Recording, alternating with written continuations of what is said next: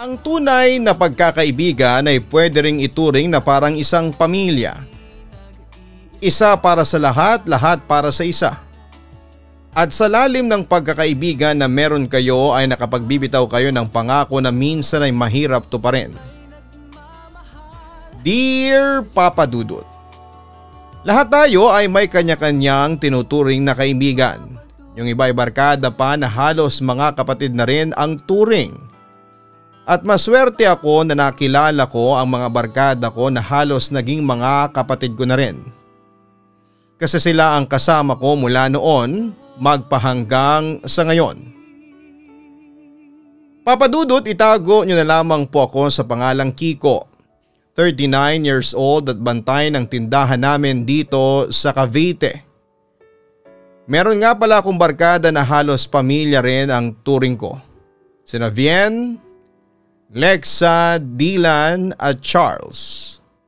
Nabuo ang barkada namin noong nasa elementary pa lamang kaming 5. Tumagal yon hanggang high school at doon ko masasabi na mas tumatag ang aming relasyon. Siguro kasi nagsisimula na rin kaming maging matures sa iba't ibang aspeto. Mas nakilala na rin namin ang bawat isa. O Dylan, bakit nag-iisa ka dito? Nagtatakang tanong ko nang makita ko siya sa may waiting shed na malapit sa guardhouse. Yun ang official na tambayan namin ng barkada. Si Dylan ang pinaka-alaskador sa aming 5. May ilan na napipikon dahil sa pangaasar niya pero hindi ako kasama doon dahil mahaba ang pasensya ko. Oo nga Dylan, nasan si Charles? Tanong ni Vien ang pinakamatalino sa aming magbabarkada. Pati na rin sa buong classroom. Aba, siya lang naman ang consistent na top 1 sa buong klase namin. Akala namin kasama mo siya kasi wala kayong dalawa sa klase natin kanina. Magkakating classes na nga lang kayo. Hindi niyo pa kami sinama? Nakangusong sabi naman ni Lexa. Kung kabarkada ko ang pinakamatalino sa classroom, kabarkada ko rin ang pinakamaganda sa buong school. Well, si Lexa lang naman ang campus muse namin. Hindi naman sumagot si Dylan na malayo lang ang tingin na talatang bad trip. Pumasok na kaming 3 sa loob ng waiting shed at nagkanya-kanya ng upo. Uhulaan ko. Magkakaaway kayong dalawa no? Pag-uusisa ko. Hala? Talaga ba? Kaya ba kahapon pa kayo hindi nagpapansinan? Tanong naman ni Lexa. Kasi yang si Charles parang tanga. Inis na wika ni Dylan.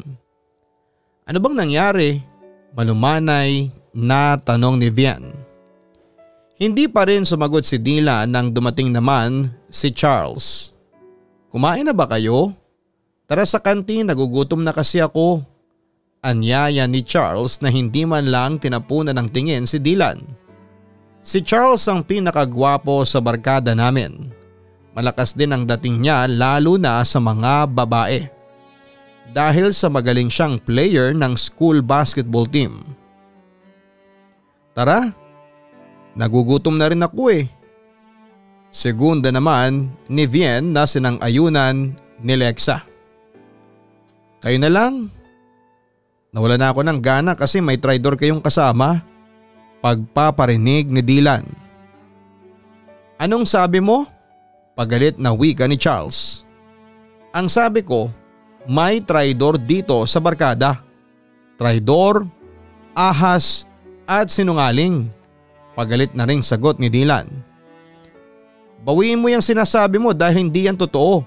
Bulyaw pa ni Dylan. Susugod na sana siya nang bigla akong pumagitna. Guys, ano ba talagang nangyayari? Sabihin nyo nga ng maayos natin to. Ang wika ko. Sa aming 5 ako ang tinatawag nilang peacemaker.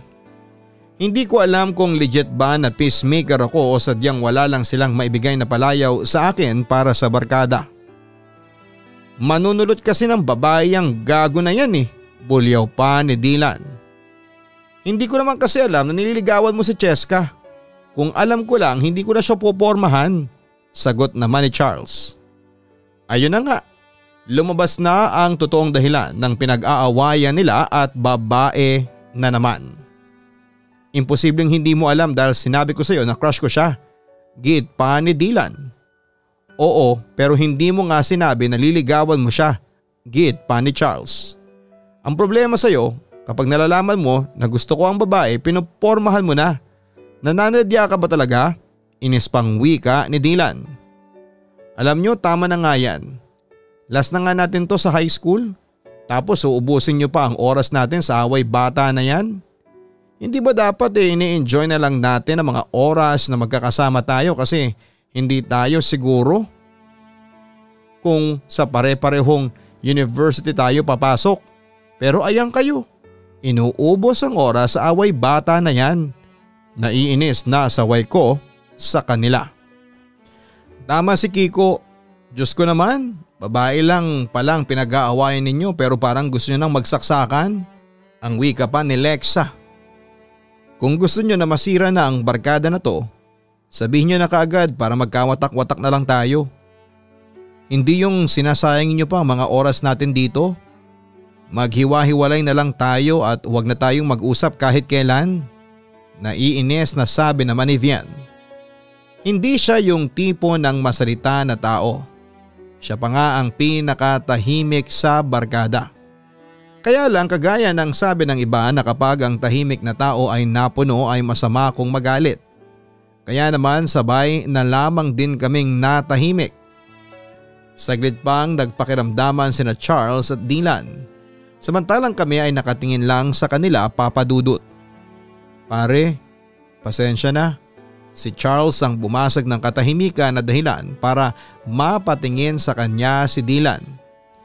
Pero hindi pa rin ito umimik. Hindi ko na talaga alam na niligawan mo si Cheska. Nung tinanong kita ang sabi mo ay may crush ka lang sa kanya at wala kang balak na manligaw.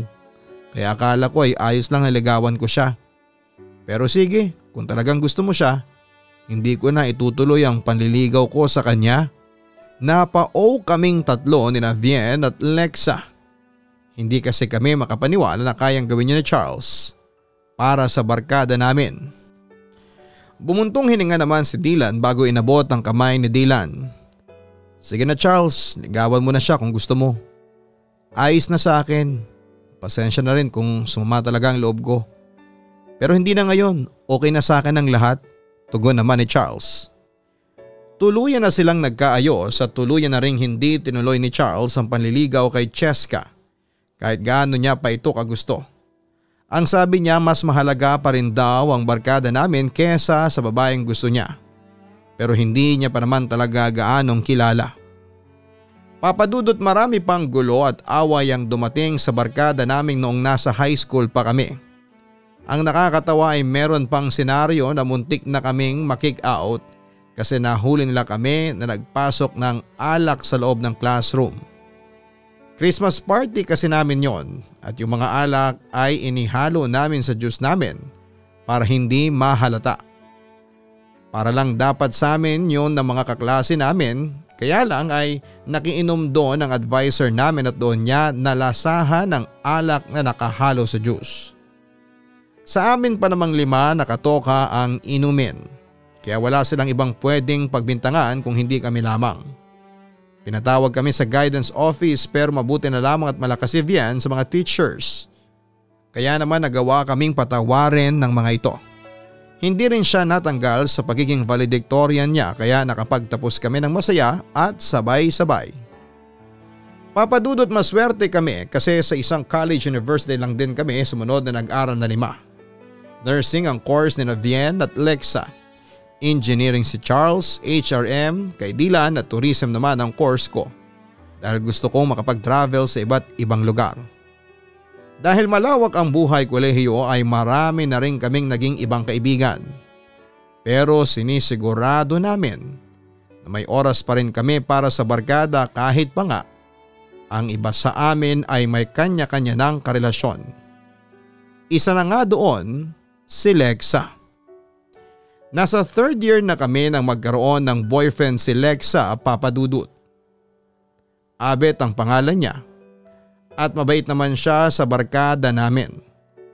Kaya lang nung una ay hindi ko talaga siya gusto kasi parang ang lakas maka-chick boy ng datingan niya sa akin. Player kasi siya ng soccer sa university. Matangkad, matipuno at masasabi ko na bagay talaga sila dahil maganda at sexy ang kaibigan ko na si Lexa. Sadyang takot lang talaga ako na masaktan siya o sino man sa barkada namin. Pero dahil maayos naman ang pakikitungo ni Abet sa barkada, kinalimutan ko na lamang ang mabigat na nararamdaman ko sa kanya. Bagay na dapat ay hindi ko pala ginawa dahil isang araw ay nakita na lang namin na umiiyak si Lexa. Anong nangyari, Lexa? Nag-aalalang tanong ni Vian. Nahuli ko kasi si Abet na may dating app sa cellphone niya. Naiiyak na kwento ni Lexa. Ano? Sabi na nga ba't gago ang lalaki na yan eh. Medyo pabulong na wika ko. Baka naman kasi hindi talaga para sa kanya yon. Ang wika naman ni Charles. Paano hindi sa kanya? Tanong ni Dylan. Baka nag-download lang siya noon para hanapan ng kadate ang ibang kaibigan niya. Uso na rin ang ganong setup ngayon, sagot naman ni Charles. Kay Abet yon kasi nakita ko na picture niya mismo ang pinapadala niya sa mga nakakausap niya. Tapos nang i-confront ko siya, nakipag-break na siya sa akin kasi naingayin na raw siya sa bunganga ko at hindi na raw niya ako mahal. Guys, ang sakit-sakit. Ang sakit ng ginawa sa akin ni Abet kasi siya ang first boyfriend ko at sa kanya ko na naibigay ang virginity ko. Mahal ko siya pero ang sakit ng ginawa niya sa akin. Halos sumahagulhol na wika ni Lexa. Halos natahimik na kaming apat noon dahil sa pag-iyak ng kaibigan namin. Niyakap si Vian habang kaming tatlong lalaki ay makahulugang nagtinginan. Hindi pwede na masaktan na lang ng ganon si Lexa. Hindi pwede na palampasin namin ang ginawa ni Abet. Hindi pwede na hindi namin maiganti si Lexa. Papadudot dahil sa mga nangyari kay Lexa at bumuo kami ng plano ng barkada ko pero hindi alam ni Lexa. Ang ginawa namin ay nag-create kami ng online dating profile na pinamake-upan namin si Bien at talaga namang lumabas ang totoong ganda niya at mukha niyang ginamit namin sa account na ginawa namin. Kakaswipe right namin ay natsyempohan namin ang profile ni Abet. Mukhang hindi niya namukhaan ang kaibigan naming si Bien dahil nag-swipe right din ito sa kanya. Wala kasing eyeglasses na suot si Bien. Nakalugay ang buhok niya, palaging nakapuyod at naka-makeup siya noon. Unang araw pa nga lang ng pagchat nila ay kaagad nang nagaya ng meetup si Abet. Siyempre hindi na kami nagdalawang isip pa. Kami ang nag-set ng oras at location. Nauna kaming apat at humanap ng medyo tagong lamesa na hindi kaagad kami makikita ni Abet. Pinapunta na namin si Vian sa pwesto kung saan sila makikita ni Abet at rinig namin sa pwesto namin ang pag-uusap nilang dalawa. Vian? Gulat na wika ni Abet nang makita si Vian. Hi Abet, kumusta? Masigla namang bate ni Vian. Ayos lang, ikaw pala yung kachat ko? Grabe, hindi kagad kita namukhaan. Namamanghang wika pa ni Abet. Hindi ba bagay sa akin ang ayos ko? Kunwaring malungkot na tanong ni Vian. Bagay no, sobra. Ang ganda mo nga eh. Ang sabi naman ni Abet. Mula sa salamin na malapit sa kanila ay kita namin ni Dylan at Charles kung paanong hagurin ng tingin ni Abet ang mukha at katawan ni Vian. Napakamanyak talaga ng gago na yon. Vian, matanong ko lang. Alam ba ni Lexa na makikita tayo ngayon? Tanong ni Abet. Syempre hindi, bakit ko naman ipapaalam sa kanya boyfriend mo siya? Sagot pa ni Vian. Naku, break na kaming dalawa. Kahapon lang. Hindi mo ba alam? Pagbabalik, tanong niya. Talaga ba? Tama pala ang timing ko. Akala ko makakasira pa ako ng relasyon. Nakangiting sabi pa ni Vian. Malit lang ang lamesang nakapagitan sa kanilang dalawa. Nakadress si Vien at off-shoulder ang pang-itaas kaya kita ang makinis niyang balat. Nandun madalas ang tingin ni Abet. Mas nilapit ni Vien ang sarili niya sa lamesa at ipinatong sa ibabaw ang kamay na para bang inaakit ng binata. Ilang saglit pa ay kumagat naman sa pain ang gago at hinawakan ang kamay ni Vien. Boom! Ayun na siya sa bitag namin. Pwede ba wag mo ngang hawakan ang kamay ko? Napakamanyak mo naman, Abet. Malakas na sigaw ni Vien.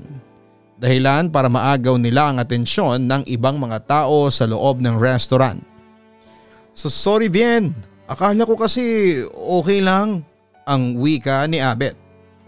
Anong okay? Okay lang na basta mo na lamang ako bastusin? Grabe ka naman Abet. Ganyan ka ba pinalaki ng mga magulang mo? Hindi marunong gumalang sa mga babae? Para kang walang nanay o kapatid na babae.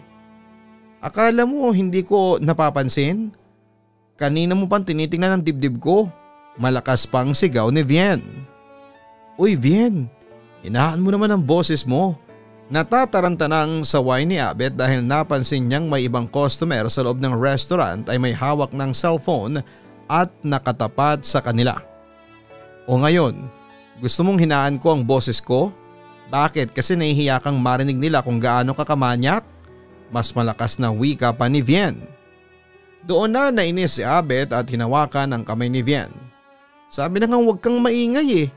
Hindi na nakapagpigil na sigaw ni Abet na akmang sasampalin si Vien. Pero bago pa niya nagawa yun ay tuluyan na akong nakalapit sa kanila at napigilan ko ang kamay ni Abet at siya na ang binigyan ko ng malakas na sapak. Wag na wag mong sasaktan si Vien ha. Sigaw ko sa kanya nang mahila ko si Vien at mailagay sa may likuran ko. Gago ka pala eh. Manya ka na nga, nananakit ka pa ng babae. Bakla ka ba? Bulyaw ni Dylan na nakasunod sa akin. Babae lang palang kaya mong saktan, duwag.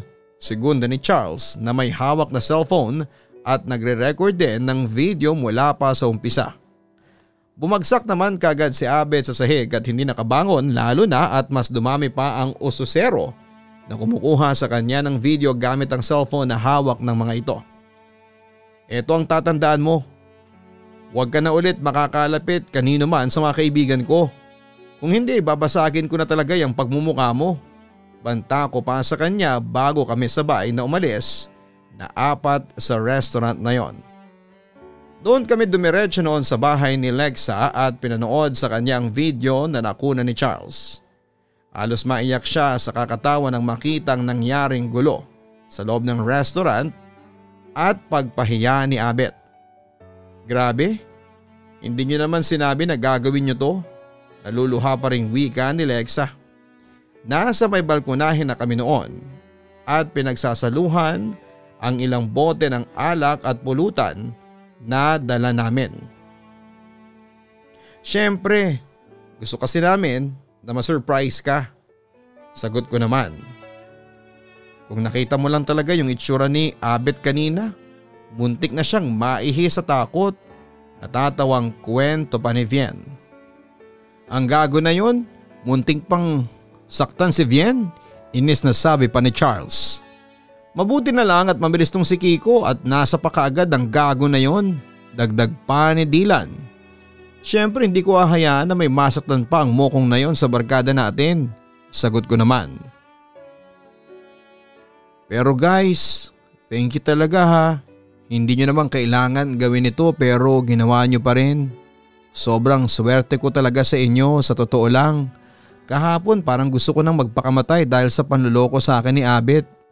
Pero ngayon mas gumaan na ang loob ko kahit papaano dahil sa inyo, naluluhang sabi ni Lexa. Ang drama naman ng friend namin, naluluhan na ring wika ni Vien pero nakangiti ang mga labi. Siyempre hindi namin nahayaan na basta na lamang may masaktan sa barkada natin na hindi kami nakakaganti, ang sabi pa ni Charles. Barkada tayo hindi ba?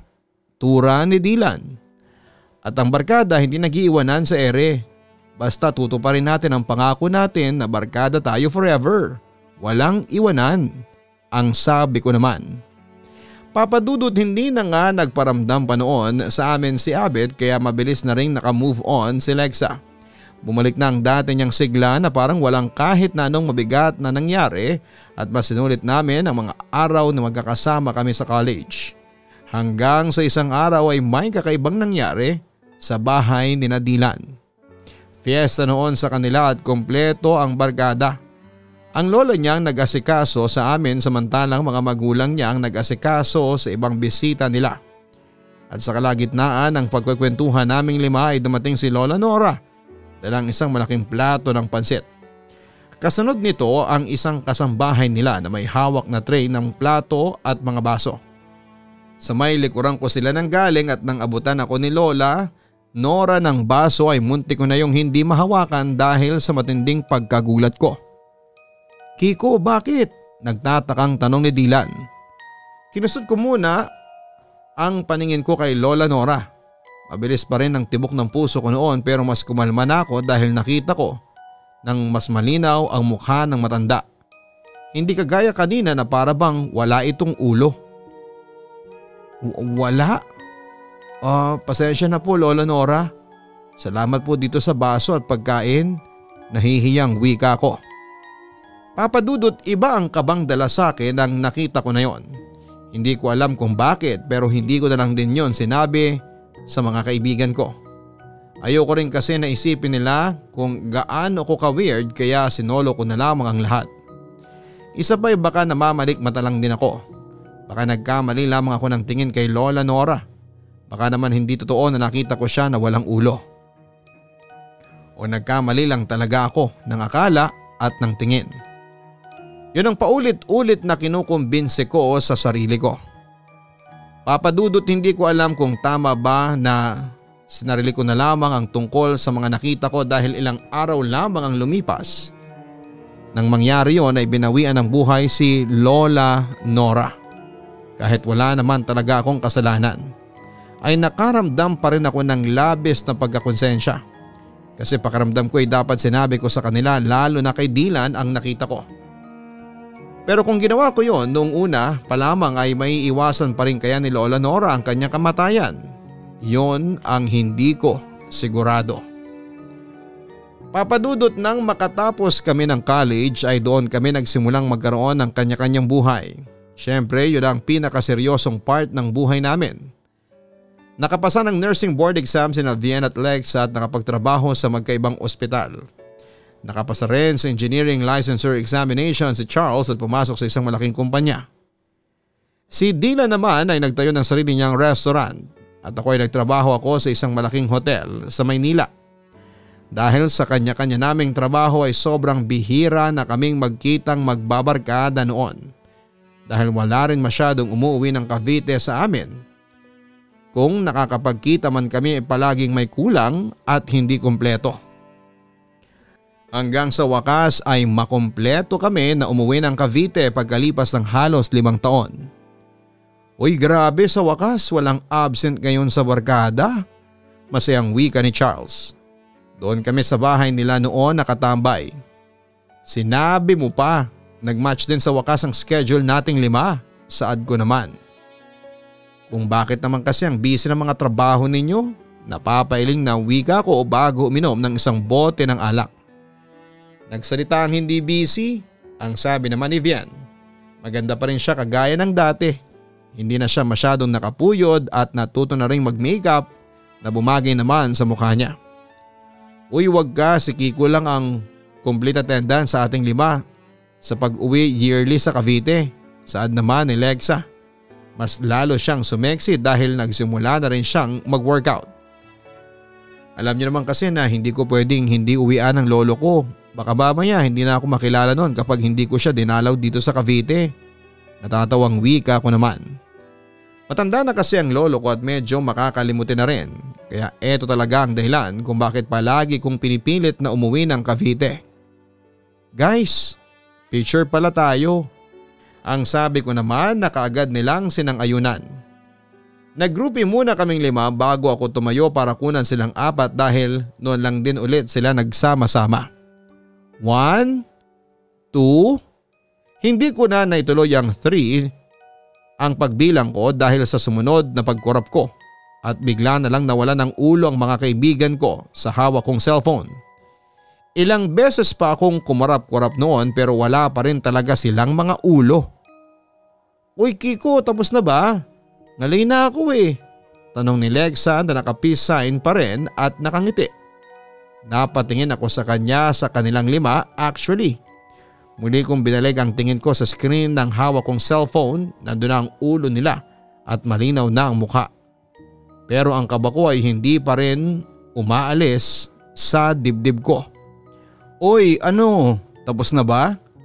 Nangawit na ring tanong ni Vian.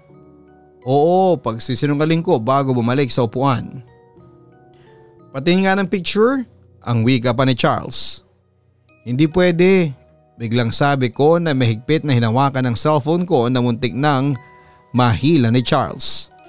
Ha bakit naman? Nagtatakang tanong pa ni Charles.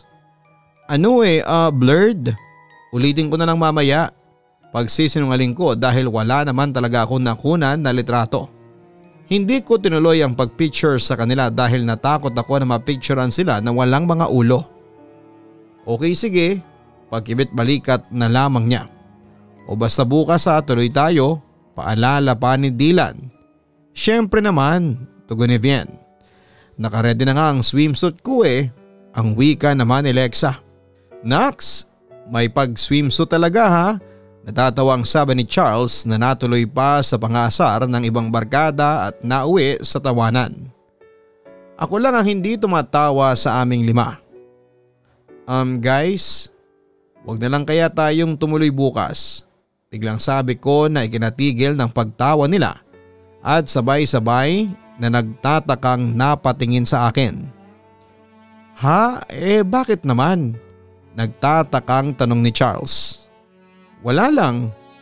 Para kasing mas gusto ko na dito na lang tayo tumambay kaysa lumayo pa tayo, tugon ko. Nako siguro may prank ka no? Natatawa ang sabi ni Lexa. Marunong ka na palang mag-prank ngayon, dagdag pa ni Vian. Wala akong prank, ano lang. Para kasing may nararamdaman akong bad vibes. Para bang may mangyayari na hindi maganda kapag tumuloy tayo bukas. Kaya pwede bang wag na lang tayong umalis? Dito na lang tayo tumambay o kaya sa bahay namin. Sagot ko ng alak at pulutan. Pagpupumilit ko pa.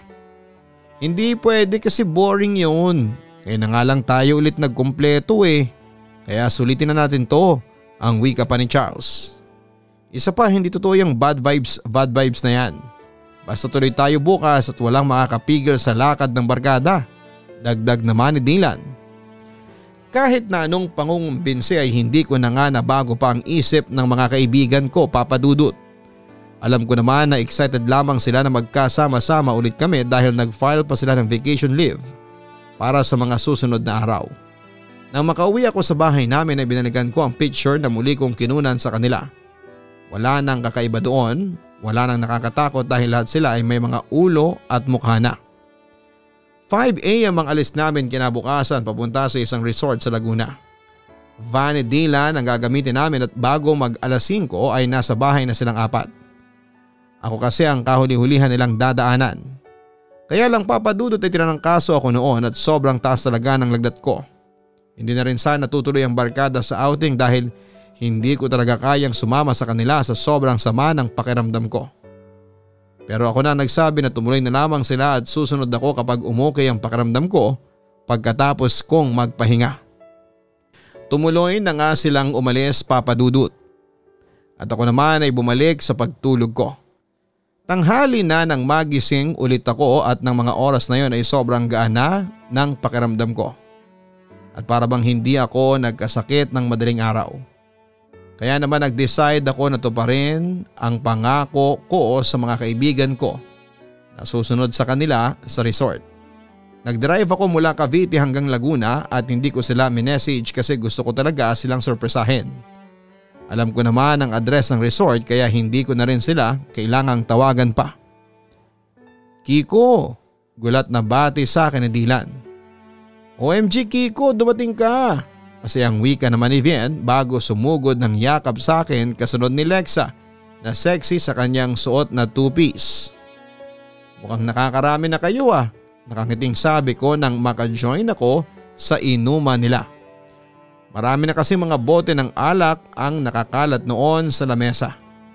Sakto lang ang dating mo, Kiko, ang wika naman ni Charles. Akala nga namin hindi ka na darating eh, ang sabi ni Dylan.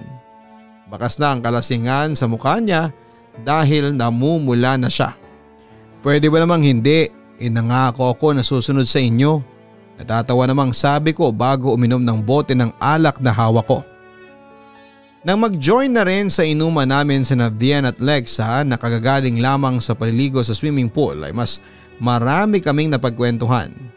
Siyempre puro throwback na tungkol sa mga buhay namin noong high school at college. Grabe no? Ang tagal na pala talaga nating magkakaibigan. Napapailing na sabi ko. Ang sarap talagang balikan ng mga alaala namin, Papa Dudut, kahit may ilan doon na nag-aaway kami. Ang sarap alalahanin kung bakit nga ba kami magkakaibigan. Sinabi mo pa, pagsang-ayon ni Dylan. Nakita ko na tumango siya kay Charles at tumango siya dito pero hindi ko alam ang ibig sabihin nun. Kiko, may tanong pala ako. Naalala mo ba yung pangako natin dati? Medyo seryosong tanong ni Charles. Siyempre naman, yung barkada forever? Walang iwanan kahit na ano pa man ang mangyari? Confident na sagot ko. Medyo may tama na rin ako ng alak noon dahil madali rin talaga akong malasing. Ibig sabihin ba hindi mo talaga kami iiwan at magsasama tayo habang buhay? Si Vian ang nagtanong. Ganun naman ang magkakaibigan, hindi ba? Hindi nag-iiwanan. Kaya kung nasaan kayo, nandun din dapat ako. Medyo lasing na sagot ko. Napapapikit na nga rin ako ng mga oras na yon pero pinigilan ko ang sarili ko na makatulog. Oo, promise, kahit saan pa kayong pumunta ay susunod ako sa inyo. Tugon ko na may pagkakaway-kaway pa ng kamay pero hindi ko sila tinitingnan dahil pikit pa ang mga mata ko. Kahit na sa kabilang buhay? Hindi ko alam kung kaninong boses ang tanong na yon. Pero nang dahil doon ay binalot ng matinding kilabot ang buong katawan ko. Para bang nabawasan bigla ang kalasingan ko lalo na nang imulat ko na ang mga mata ko. Nakita ko sa tabi ko si Dylan, duguan ang mukha dahil sa mga bubog na nakabaon sa kanyang pisngi. Si Charles na wala ng mata dahil sa kahoy na nakatusok doon. Sina Vian at Lexa na bali ang ilong at may malapot na dugong umaagos mula sa kanilang mga bibig.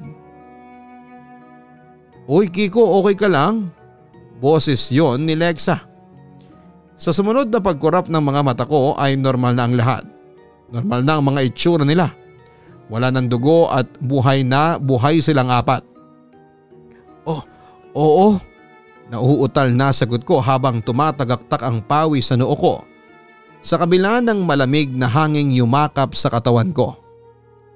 Bakit bigla ka na lang natulala dyan? Nagtatakang tanong pa ni Vian. Lasing na yata ang kaibigan natin eh. Natatawang wika pa ni Charles. Si Kiko naman talaga ang pinakamahinang uminom sa atin. Dagdag naman ni Dylan. Mukhang ang lasing na ako. Pagsang-ayon ko na lamang. Nagpaalam ako sa kanila na magsi-CR lamang pero bago pa ako makarating sa banyo ay nadaanan ko ang bag ko sa may sala. Nakabukas ang bag ko, Papa Dudut, at nakita kong umilaw mula doon ang cellphone ko na naka-silent pala. Lumapit ako doon at nagtaka ako nang makita ko na may mahigit na 10 missed call si Mami. Alam naman niya kung nasaan ako at sino mga kasama ko kaya nagtaka ako kung bakit kailangan niya akong tawagan ng ganon karaming beses. Hello Mami. Bakit po kayo tumawag? Tanong ko kay Mami. Sa wakas at sinagot mo rin ang tawag ko. Nasaan ka ba at hindi mo sinasagot ang mga tawag ko? Tanong din ni Mami. Nandito po ako sa resort na sinasabi ko sa inyo kahapon. Sumunod po ako kina Dylan. Medyo umukay na po kasi ang pakiramdam ko kanina. Nagulat nga po sila nang dumating ako eh. Natatawang pagkikwento ko pa. Anong sabi mo? Tila takot na tanong ni Mami. Ang sabi ko po, kasama ko po sila Dylan sa resort, tapos naka-silent po ang phone ko kaya hindi ko kagad nasagot ang tawag ninyo. Tugon ko. Pwede ba Kiko? Huwag mo ngang ginagawang biro ang nangyari sa mga kaibigan mo. Saway ni Mami na lalong nagpagulo ng isip ko. Ha? Ano pong ibig ninyong sabihin? Kasama ko naman po talaga sila dito sa resort, Mami. Giit ko. Imposible mangyari yung sinasabi mo dahil wala nang mga kaibigan mo, Kiko. Patay na sila. Naaksidente ang van na sinasakyan nila at walang nakaligtas sino man sa kanilang apat. Yun ang dahilan kung bakit kanina pa kitang tinatawagan para ipaalam sa'yo na patay na ang mga kaibigan mo. Paglilitan niya pa ni Mami. Hindi ko na naintindihan pa ang ibang sinabi ni Mami dahil alam ko na napaka-imposibleng mangyari ng mga sinabi niya. Napaisip ako noon kung nananaginip lamang ba ako o pinaprank lang ako ng barkada ko at kasabwat nila si Mami o malamang yun na ang nangyari, prank lang ang lahat ng ito.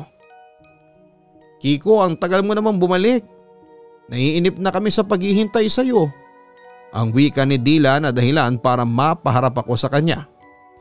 Nakaredy na ang ngiti ko kasi pinipilit ko pa rin paniwalain na prank lang ang lahat pero kaagad na nawala ang mga ngiti ko nang tuluyan akong mapaharap sa kanya.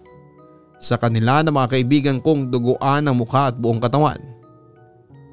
Kiko, patay na ang mga kaibigan mo. Patay na sila. Boses yun ni Mami na paulit-ulit kong naririnig sa isipan ko kahit tuluyan ko nang nabitawan ang cellphone ko. Anong problema, Kiko? Bakit hindi mo pa kami sinasamahan? Ang tanong ni Vian habang bumubulwak-bulwak pa ang dugo mula sa bibig niya. May pangako ka hindi ba? Barkada forever at walang iwanan. Ang sabi ni Lexa na halos luluwa na ang isang mata. Halika na Kiko, sumama ka na sa amin. Ang sabi ni Dylan na itinaas pa ang kamay na may bali-baling mga daliri. Tara na, ikaw na lang ang kulang sa barkada. Segunda ni Charles na wala ng mga ngipin at puro dugo ang lumalabas sa bibig niya. Hindi ako sasama sa inyo. Nauutal na sabi ko habang nangangatal ang mga labi. Ang sabi mo, sasama ka sa amin. Biglang sigaw ni Vian. Tumalim bigla ang mga tingin niya, pati na ang tatlo ko pang mga kaibigan. Nangako ka na sasama ka sa amin? Sigaw ni Lex na natila sa ilalim ng lupa nang gagaling ang boses. Walang iwanan hindi ba? Kaya sumama ka na sa amin. Sigaw pa ni Charles. Sumama ka na dahil ikaw ang dahilan kung bakit kami namatay. Ikaw ang dapat mamatay Kiko, ikaw. Paulit-ulit na sigaw ni Dylan. Napatras na ako hanggang sa mapadikit na ang likod ko sa may pader papadudot. Habang ang apat kong dugoang mga kaibigan ay patuloy ang paglapit sa akin. Gusto nila akong isama sa kanila at gusto nilang tuparin ko ang pangako ko sa kanila. Gusto nilang sumunod na ako papadudot.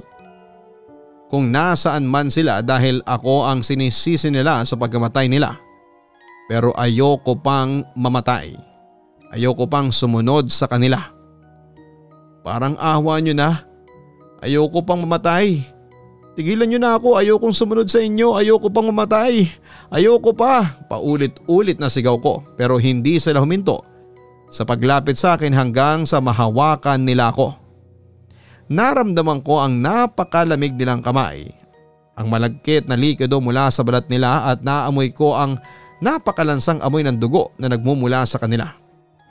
Hinila nila ako papadudot. Pilit at sabay-sabay nila akong hinila habang walang tigil ang pagpupumiglas ko. Pero masyado silang malakas hanggang sa mahulog na nila ako sa swimming pool at doon ay sinimulan nila akong lunurin. Apat sila na pilit akong nilulublob sa tubingan. Mahal ko ang mga kaibigan ko pero ayoko pang mamatay, ayoko pa. Papadudot nagising ako na nasa loob ako ng isang ospital at nakaupo si Mami sa may gilid ng kama ko. Naiyak siyang niyakap ako nang tawagin ko ang pangalan niya. Tinanong ko kung ano ang nangyari, kung panaginip lang bang lahat at kung ano ang totoo sa mga nakita at narinig ko. Sinabi niya na wala na talaga ang mga kaibigan ko dahil namatay ang mga ito sa aksidente. Nang sagutin ko ang tawag ni Mami ay labis siyang nag-alala nang sabihin ko na kasama ko ang mga kaibigan ko sa resort. Kagad nila akong pinuntahan ni Daddy at nakita nila ako na walang malay habang nasa may gilid ng pool. Papa Dudut, sinabi ko sa kanila ang nangyari na nakasama ko pa ang mga kaibigan ko sa resort na yon. Nakausap ko sila at nakabanding. Pero imposible raw na mangyari yon dahil patay na nga raw ang mga kaibigan ko. At tuluyan lamang akong naniwala sa mga sinabi ni Mami nang pumunta ako sa burol nilang apat. Doon ko sila nakita na wala ng buhay. Umiyak ako at halos humagulhol. Hindi ako makapaniwala na wala na sila dahil magkakasama lamang kami sa resort. Magkakasama lamang kaming 5 at alam ko na buhay sila ng mga oras na yon. Hindi yon ang naging huling paramdam at pagpapakita ng barkada sa akin, Papa Dudut. Palagi pa rin nila akong dinadalaw hindi lang sa panaginip ko kung hindi pati na rin sa totoong buhay. Galit sila at nanlilisik ang mga mata at gusto nila akong sumama sa kanila. Gusto nila akong mamatay at gusto nila na tuparin ko ang pangako ko sa kanila na walang iwanan at magsasama-sama kami sa habang buhay. Pero ayoko pang mamatay. Ayoko pang sumunod sa kanila. Kaya palagi ko na lamang nakikita ang sarili ko na umiiyak at nagwawala kahit nasa ang lugar pa man ako. Papa Dudut, walang sino man ang naniniwala sa akin tungkol sa kwento na ito. Ang sabi nila ay hindi ko lang daw matanggap ang pagkamatay ng mga kaibigan ko. Kaya kung ano-ano ang mga nakikita ko at naririnig. Pina-check up na rin nila ako sa isang psychiatrist at kung ano-anong gamot ang pinapainom nila sa akin. Pero hindi ako baliw, Papa Dudut. Alam ko na hanggang sa mga oras na ito ay hinihintay pa rin nila ako na makasama sa habang buhay. At eto talaga ang dahilan kung bakit ako sumulat sa inyo. Dahil gusto ko na kahit papaano ay makaramdam ako na may naniniwala sa akin. Lubos na gumagalang, Kiko. Maraming salamat, Kiko, sa pagsulat mo dito sa aking YouTube channel at pagbabahagi mo ng mabigat na parte ng buhay mo. Umaasa ako na sana'y makatulong ang ginawa mong pagsulat dito sa aking programa para kahit papaano ay gumaan ang bigat na patuloy mong dinadala sa iyong dibdib. Hindi ako eksperto pagdating sa usaping katatakutan o kahit anumang sakit sa pag-iisip. Ako at ang aking YouTube channel ay nandito para maging tulay sa mga kagaya mo na naghahanap ng mapagkakwentuhan ng mga karanasan na hindi nila malilimutan. Pero hanggang ngayon ay nararamdaman ko na may bahagi pa rin sa sarili mo ang sinisisi mo kung bakit namatay ang mga kaibigan mo. Hindi mo man nabanggit dito sa sulat mo. Alam ko na iniisip mo na sana sinabi mo sa mga kaibigan mo ang nakita mo nang kunan mo sila ng litrato sa cellphone mo. Sana mas pinigilan mo pa sila na tumuloy sa outing. Pero Kiko, wag mo sanang patuloy na sisihin ang sarili mo. Aksidente ang mga nangyari at walang sino man ang may gusto na mapahamak sila. At kung hanggang ngayon ay hindi mo pa rin magawang tanggapin ang pagkawala nila, subukan mong manalangin sa Poong May Kapal at sabihin sa kanya ang lahat ng bigat na nandyan sa dibdib mo. Hindi kaagad yon mawawala pero sigurado ako na malaki ang maitutulong ng Diyos upang muling maibalik ang normal mong buhay at tuluyang matanggap ang pagkawala ng mga kaibigan mo sa mundong ito. Hanggang sa muli, ako po ang inyong si Papa Dudut. Huwag kalimutan na mag-like, share and subscribe. Maraming salamat po sa inyong lahat. Ang buhay ay mahiwaga, laging may lungkot at saya. Sa Papa Dudut Stories, laging may karamay ka.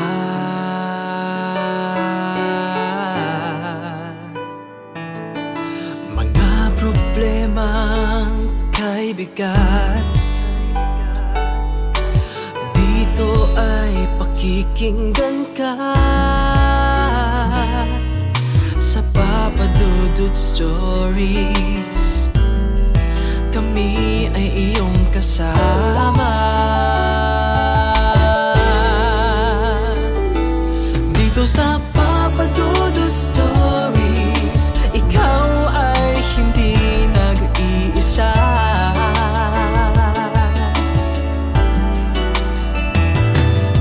sa Papa Dudut Stories, may nagmamahal sa'yo. Papa Dudut Stories, Papa Dudut Stories.